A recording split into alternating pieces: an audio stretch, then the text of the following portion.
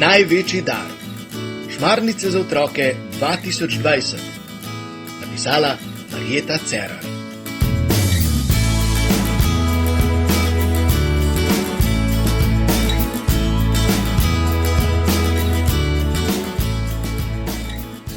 Deseti dan šmarnic. Blagoslov doma. Žana je na svoje prvo srečanje z Marijo pri Polonini družini pripeljala tudi mamico. Polona je videla, da je Žana zelo zares vzela njene besede, da lahko Marijo prosi karkoli in ji bo pomagala. Žana je pri molitvi prosila za svojega očka in mamico, da bi bila spet skupaj in da bi spet lahko bili družina. In ta prošnja se je kmalu uresničila. Njena starša sta se odločila, da ponovno poskušajo živeti kot družina. Bilo je ob začetku božično-novoletnih počitnic. Končno malo miru. Tistega dne smo težko pričakovali prvi sveti večer, božični večer. Dan poprej smo postavljali jaslice, ki so bile res lepe. Imele so potoček in kamenčke in travnik.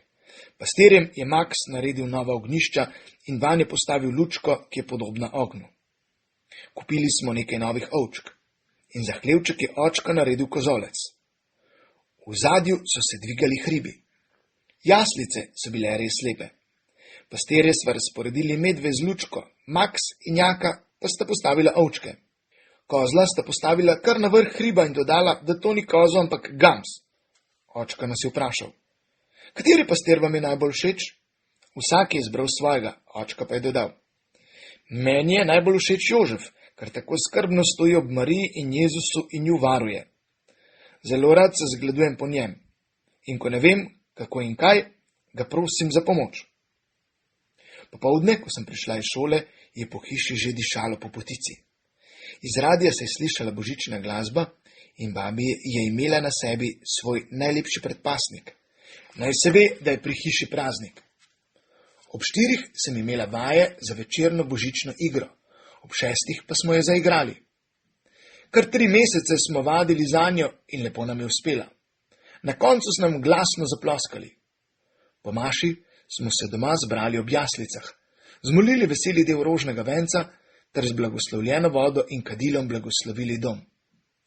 Najprej smo blagoslovili hišo, nato klet, potem okrog hiše in nato še v hlevu.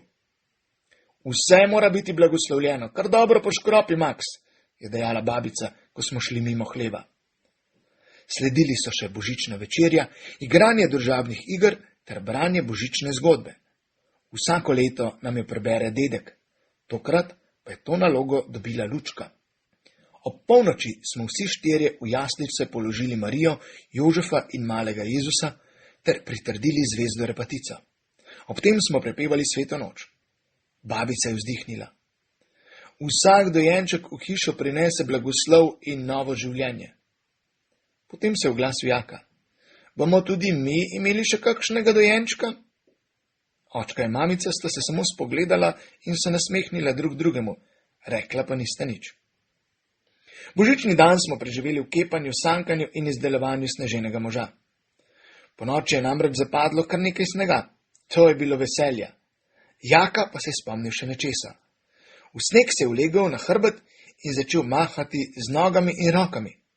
Ko je vstal, se je v snegu poznal obris angela.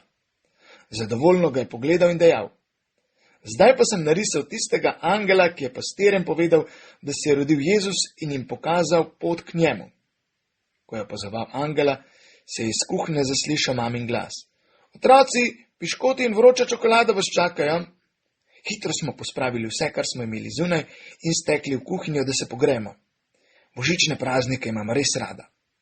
Vem, da vi tole zgodbo poslušate skoraj sredi poletja, vendar je spomin na sveti večer vedno lep. Naloga. Kako pa vi praznujete božične praznike?